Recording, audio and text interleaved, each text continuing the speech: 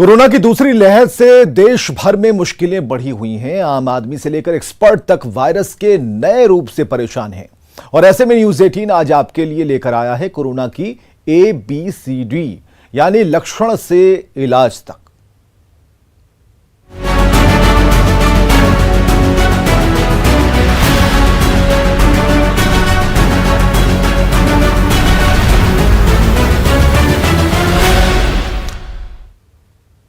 तो दूसरी लहर के कारण दिन ब दिन बढ़ते संक्रमण के मामलों के बीच हर आदमी इस नए वायरस को लेकर कंफ्यूज है।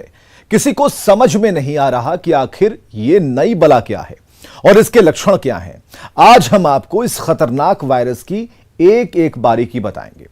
हम बताएंगे कि इसके लक्षण कौन कौन से हैं और आपको कब कोविड टेस्ट कराना चाहिए, कौन कौन से इसमें टेस्ट होते हैं और इस वायरस के कितने स्टेज होते हैं। रिपोर्ट देखिए।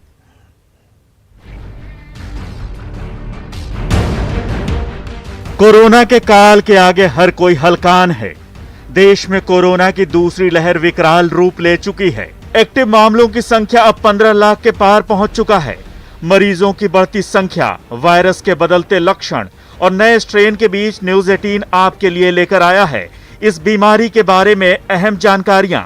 इस कोविड गाइड में हम आपको इस महामारी से जुड़ी तमाम जानकारी देंगे, यानी लक्षण से लेकर इलाज तक। कोरोना वायरस और सामान्य वायरस के कई लक्षण एक जैसे हैं। ऐसे में मरीज अक्सर कोरोना वायरस के लक्षणों को सामान्य फ्लू के लक्षण मानकर नजरअंदाज कर देते हैं। यही लापरवाही आगे चलकर गंभीर बीमारी में बदल जाती है। ऐसे में यह जानना जरूरी है कि कोरोना का टेस्ट हम कब कराएं। बुखार, बदन दर्द, सांस लेने में परेशानी, स्वाद और गंध नहीं आना, ठंड नहीं लगना। आमतौर पर अगर आपको इनमें से कोई भी या सभी लक्षण हैं, तो आपको टेस्ट करा लेना चाहिए। कोरोना के हर स्ट्रेन में नए नए लक्षण हैं। नए लक्षणों में आंखों का लाल होना भी शामिल है। इसके अलावा अगर आप कोरोना वायरस से संक्रमित किसी मरीज के संपर्क में आ गए हैं, तो टेस्ट कराना जरूरी है। अब आपको बताते हैं कि कब टेस्ट कराने की जरूरत नहीं है। अगर कोरोना टेस्ट के दोनों डोज लिए हुए आपको 2 हफ्ते से ज्यादा समय हो गया है और आप में कोरोना वायरस के कोई भी लक्षण दिखाई नहीं दे रहे हैं, तो आपको टेस्ट कराने की आवश्यकता नहीं है। अब जानते हैं कि आखिर कौन सा टेस्ट है बेस्ट। कोरोना वायरस की पुष्टि के लिए अलग अलग तरह के टेस्ट किए जाते हैं। इनके करने का तरीका, रिजल्ट आने में लगने वाला समय और इनकी विश्वसनीयता अलग अलग होती है। आइए आपको बताते हैं इन टेस्ट के बारे में। RT-PCR टेस्ट, इसमें नाक और गले से स्वैब लिया जाता है। टेस्ट का रिजल्ट आने में 4 से 5 घंटे का समय लगता है। यह टेस्ट ज्यादा विश्वसनीय है, लेकिन रैपिड एंटीजन टेस्ट के मुकाबले ज्यादा महंगा है।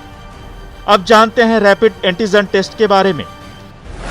इस टेस्ट के लिए नाक से स्वैब लिया जाता है। इस टेस्ट में आमतौर पर 15 से 20 मिनट का समय लगता है। रैपिड एंटीजन टेस्ट की रिपोर्ट नेगेटिव आने पर पुष्टि के लिए RT-PCR टेस्ट किया जाता है। Rapid antigen test RT-PCR test के मुकाबले काफी सस्ता होता है।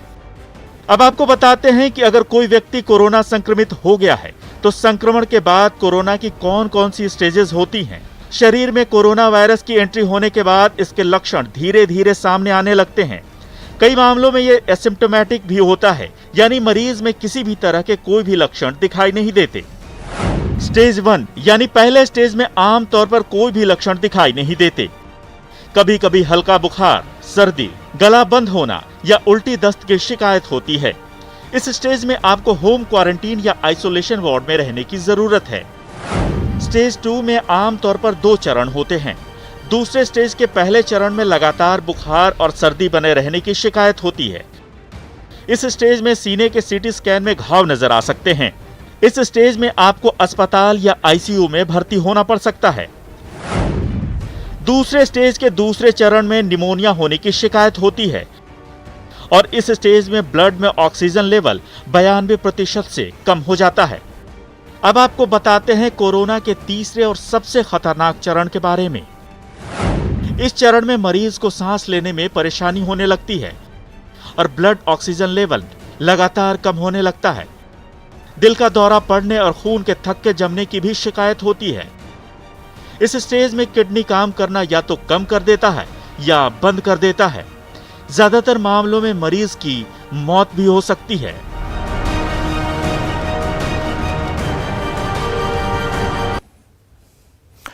तो देश में कोरोना के मामले बढ़ते जा रहे हैं, इससे होने वाली मौतों की संख्या में इजाफा हो रहा है और इस बीच एक बार फिर मास्क पहनने की अपील हर किसी से की जा रही है।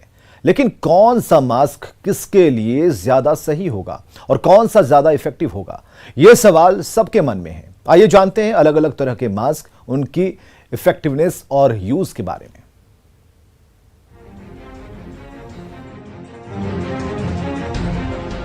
कोरोना का नाम सुनते ही सबसे पहले मास्क याद आता है।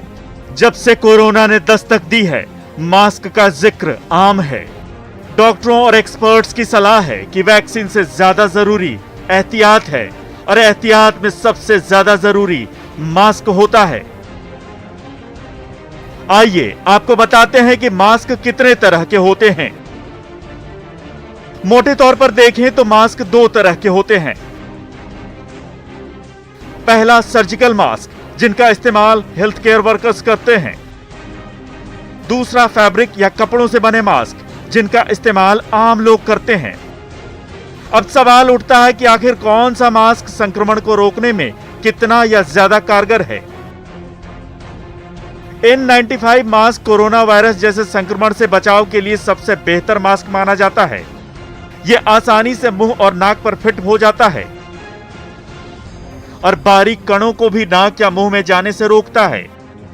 यह हवा में मौजूद 95% कणों को भी रोकने में सक्षम है और यह खासकर उनके लिए है जिनकी इम्यूनिटी कमजोर है। N95 मास्क हम मोस्टली उन लोगों के लिए कहते हैं, हम हेल्थ केयर वर्कर्स के लिए इस्तेमाल करना है। बाकी के जो लोग इसमें जिनकी इम्यूनिटी कम है, जैसे कि डायबिटिक हैं, कैंसर पेशेंट हैं या जिनको फेफड़े की तकलीफ़ है, वो जिनकी इम्यूनिटी किसी भी वजह से, transplant patient, kidney disease, liver disease, जिस भी वजह से हो, उन लोगों को अपनी सुरक्षा ज़्यादा बढ़ानी है, उनके लिए भी यही है मास्क। यानी N95 एक उच्च कोटि का मास्क है जो आमतौर पर उन लोगों के लिए है जिनकी इम्यूनिटी यानी प्रतिरोधक क्षमता किसी भी वजह से कमजोर हो गई है। वहीं सामान्य सर्जिकल मास्क भी करीब 89.5% तक कणों को रोकने में सक्षम होता है। N95 और सर्जिकल दोनों मास्क हेल्थ केयर वर्कर्स के लिए होते हैं। सर्जिकल मास्क से प्रोटेक्शन काफ़ी हद तक होता है। हमारा सर्जिकल मास्क का अगर इवन हम हॉस्पिटल में जहाँ पे रिस्क जोन लेस है, तो सर्जिकल मास्क का ऑप्शन रिकमेंड करते हैं। और N95 तो डेफिनेटली जब कोविड के साथ आप केसेस के साथ डील करते हैं। कई लोग डबल मास्क लगाते हैं। एक्सपर्ट्स कहते हैं कि डबल मास्क पहनने से कोई नुकसान तो नहीं है, हालांकि दो मास्क लगाना थोड़ा असहज होता है। लेकिन अगर आप ऐसा करते हैं तो पहले मेडिकल मास्क लगाना चाहिए, उसके ऊपर कपड़े का मास्क पहनना चाहिए। आम लोगों द्वारा पहने जाने वाले 3 लेयर वाले फैब्रिक मास्क भी बारीक कणों को करीब 94% तक रोकते हैं। लेकिन साधारण कॉटन मास्क पहनना खतरनाक है, खासकर वायरस के दूसरे स्ट्रेन के सामने। जहाँ तक कि कॉटन का मास्क है, कॉटन की मास्क की मुझे कोई भी रैशनल नहीं लगता, क्योंकि वायरस कॉटन में से पेनिट्रेट कर जाता है। आप ट्रिपल लेयर मास्क इस्तेमाल कर सकते हैं, जिसकी 3 लेयर्स होती हैं। अंदर की लेयर में फिल्टरेशन होती है, एब्जॉर्प्शन होती है। मध्यम लेयर में कम घुस सकते हैं बाहर से, और बाहर की नॉन एब्जॉर्बेंट लेयर होती है। इस तरह के जो technically past triple layer mask है, वो आप इसके इस्तेमाल कर सकते हैं। आप कोई भी मास्क पहने, मास्क पहनने से वायरस से 100% सुरक्षा नहीं होती। हाँ, अलग अलग मास्क और आपके मास्क पहनने के तरीके से सुरक्षा जरूर बेहतर होती है। अगर आपने सबसे अच्छी क्वालिटी का मास्क पहना है लेकिन पहनने का तरीका गलत है, तो बहुत ज्यादा चांस है कि आपको संक्रमण हो जाए। जब आप मास्क पहनते हैं, आपको सील मेंटेन करना है अपने नाक से, चिन से, ये एक क्लोज सर्किट में, ठीक है। तो अगर आप ये खुला है, ये पिंच नहीं है प्रॉपरली, यहाँ से लीक कर रहा है, आपको बाहर की स्मेल आ रही है, तो हमारे ब्रीच है मास्क में, तो जो हमने लगाया उसमें हमें पूरी सुरक्षा नहीं मिलेगी, हम अपने आप को वल्नरेबल करेंगे। इवन जब हम ये मास्क पहनते हैं ट्रिपल वाले भी, तो हमारा पहनने का तरीका ऐसा होना चाहिए कि ये आपके स्किन के साथ अच्छे से अप्रॉक्सीमेट कर जाए, ये नाक से ये आपकी चिन को कवर करे, नीचे से कवर करे, ताकि और जो टाई है वो पीछे, हाथ साफ करिए, मास्क को बार बार उंगली नहीं लगानी। WHO ने भी मास्क पहनने का सही तरीका बताया है। WHO के मुताबिक मास्क पहनने के पहले और उसे निकालने के बाद हाथ साफ करना चाहिए। ये ध्यान रखें कि मास्क आपकी नाक, मुंह और ठुड्डी को पूरी तरह ढके हुए हो।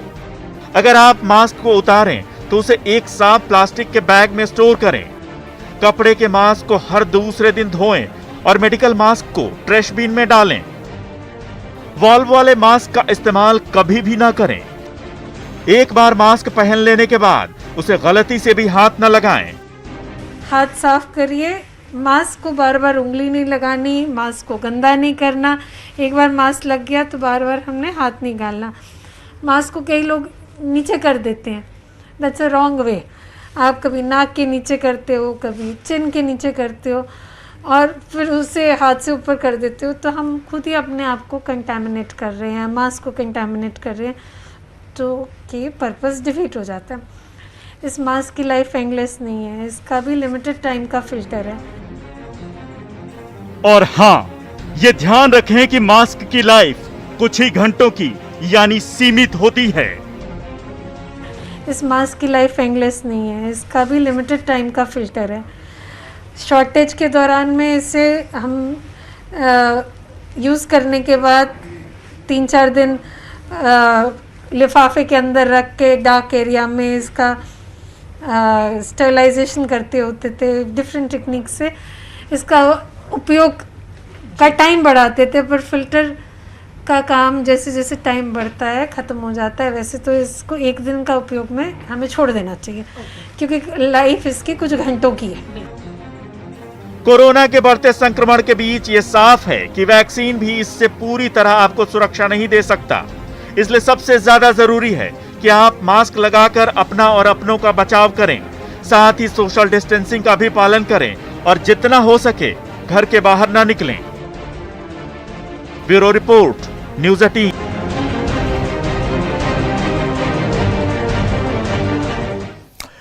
तो अब तक आपने जाना कोरोना के कौन कौन से लक्षण होते हैं, कब और कौन सा कोविड टेस्ट कराएं और कितने प्रकार के मास्क होते हैं और कौन सा मास्क पहनना कितना सुरक्षित है। साथ ही हमने आपको बताया कि मास्क पहनने का सही तरीका क्या है। अब आपको बताते हैं कि इस खतरनाक बीमारी का भारत में मौजूदा इलाज क्या है और आने वाले समय में कौन कौन सी वैक्सीन भारत में उपलब्ध होगी।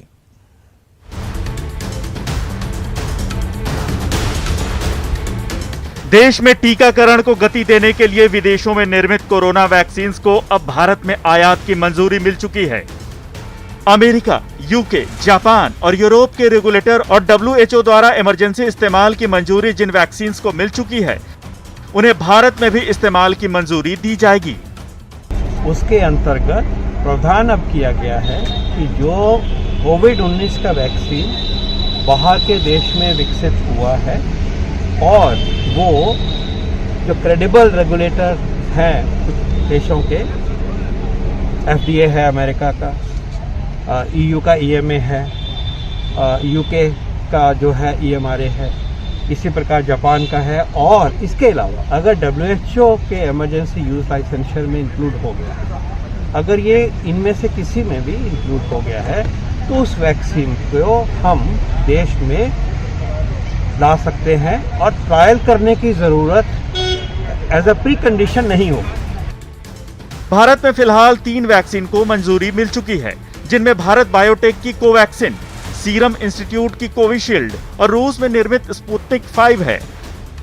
आपको बताते हैं कि सरकार के इस नए फैसले के बाद भविष्य में भारत में कौन सी वैक्सीन उपलब्ध होंगी। फाइजर की बायोटेक वैक्सीन। फाइजर की वैक्सीन करीब 95% तक कारगर है। 21 दिनों के अंतराल पर इसके 2 डोज लगाने होंगे।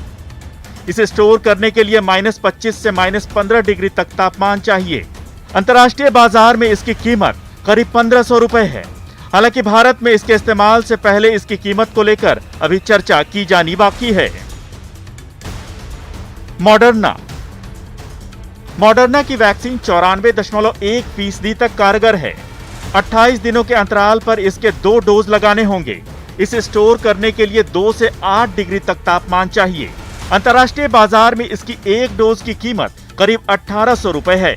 जॉनसन एंड जॉनसन की जैनसन वैक्सीन की कुशलता दर की बात करें तो इसका सिंगल डोज 66.3% तक कारगर है। इसे स्टोर करने के लिए 2 से 8 डिग्री तक तापमान चाहिए। हालांकि इसकी कीमत अन्य वैक्सीन के मुकाबले कम है। इसके 1 डोज की कीमत करीब 750 रुपए है। Novavax vaccine, protein based Novavax vaccine की कुशलता दर करीब 90% है। इसे स्टोर करने के लिए 2 से 8 डिग्री तक तापमान चाहिए और अमेरिका में इसकी कीमत करीब 1200 रुपए है। स्पुतनिक 5, रूस की स्पुतनिक 5 को भारत में इमरजेंसी इस्तेमाल की मंजूरी मिल चुकी है। रूस की एजेंसी RDIF के अनुसार स्पुतनिक 5 वैक्सीन 91.6% तक कारगर है, जिसे 2 से 8 डिग्री तक तापमान पर स्टोर किया जा सकता है। इसकी 1 डोज की कीमत $10 से कम यानी करीब 750 रुपए से भी कम है। WHO के मुताबिक